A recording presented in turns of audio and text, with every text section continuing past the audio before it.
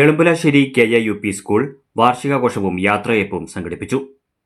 സഫലം എന്ന പേരിൽ സംഘടിപ്പിച്ച വാർഷികാഘോഷ പരിപാടികൾ രാവിലെ പതാക ഉയർത്തലോടെയാണ് തുടക്കമായത്.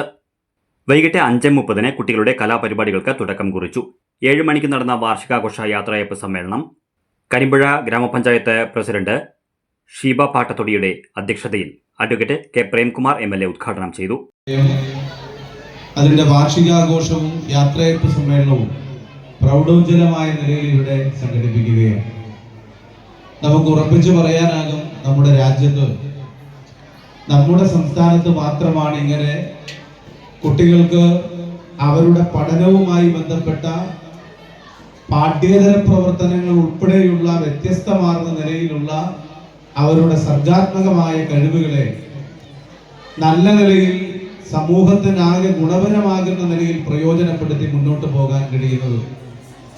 ഡൈസമ്മ കുര്യൻ സ്വാഗതം പറഞ്ഞ ചടങ്ങിൽ വിരമിക്കുന്ന അധ്യാപകർക്കുള്ള ആദരം, ഉപഹാര സമർപ്പണം, ഫോട്ടോ അനാച്ഛാദനം, 75ാം വാർഷിക ആഘോഷ സുവനീർ പ്രകാശനം എന്നിവയുമുണ്ടായിരുന്നു.